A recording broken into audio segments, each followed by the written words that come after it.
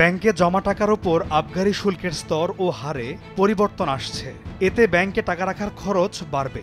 তবে পরিবর্তনের এই স্রোত ছোট আমানতকারীদের উপর প্রভাব ফেলবে না, প্রভাব পড়বে বড় আমানতকারীদের উপর। ৬ জুন জাতীয় সংসদের স্পিকার শিরিন শারমিন চৌধুরীর সভাপতিত্বে এবং প্রধানমন্ত্রী শেখ হাসিনার উপস্থিতিতে ২০২৪-২৫ অর্থ বছরের জাতীয় বাজেট উপস্থাপনকালে অর্থমন্ত্রী আবুল হাসান মাহমুদ আলী জানান যে এখন থেকে ব্যাংকে গ্রাহকের ১০ লাখ টাকার বেশি থাকলেই দিতে হবে বাড়তি শুল্ক। ২ অর্থ বছর পর আবারও ব্যাংকে টাকা জমা রাখার ওপর আবগারি শুল্ক বাড়ানোর প্রস্তাব করা হচ্ছে। বর্তমানে ৬টি স্তরে শুল্ক নেওয়া হলেও প্রস্তাবিত বাজেটে এই স্তর হচ্ছে ৮টি, যেখানে গ্রাহকের আমানত ১০ লাখ টাকার বেশি হলে বাড়তি অর্থ দিতে হবে।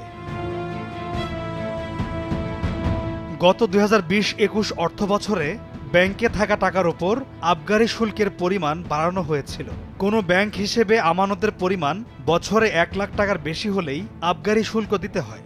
বর্তমানে শুল্কের স্তর ৬টি থাকলেও ২০২৪-২৫ অর্থ বছরের বাজেটে তা বাড়ানো হচ্ছে। বর্তমানে ১ লাখ থেকে ৫ লাখ টাকা পর্যন্ত ১৫০ টাকা এবং ৫ লাখ টাকা থেকে ১০ লাখ টাকা পর্যন্ত ৫০০ টাকার আবগারি শুল্ক রয়েছে।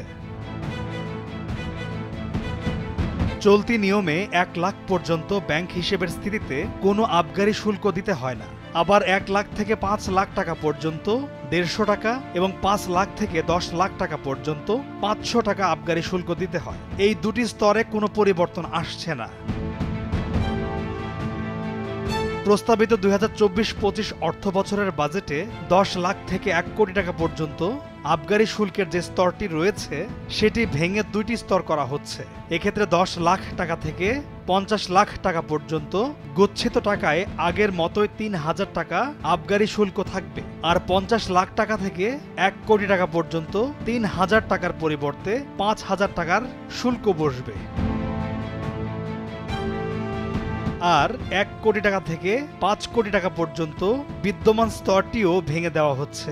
নতুন অর্থ বছরে ১ কোটি টাকা থেকে ২ কোটি টাকা পর্যন্ত ১০,০০০ টাকা, ২ কোটি টাকা থেকে ৫ কোটি টাকা পর্যন্ত ২০,০০০ টাকার শুল্ক দিতে হবে। বর্তমানে ১ কোটি থেকে ৫ কোটি পর্যন্ত আমানতে আবগারি শুল্ক ১৫,০০০ টাকা। ব্যাংক হিসাবে বছরে একবার যদি স্থিতি ৫ কোটি টাকা অতিক্রম করে তাহলে সেই আমানতের উপর আবগারি শুল্কের পরিমাণ হবে ৫০,০০০ টাকা।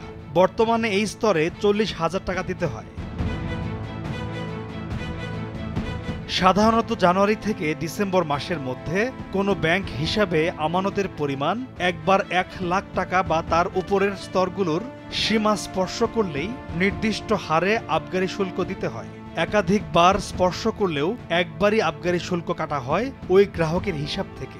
আর কোনো হিসাবে ১ লাখ টাকার কম থাকলে আবগারি শুল্ক কাটা হয় না। পলাশ খান, ভোরের কাগজ।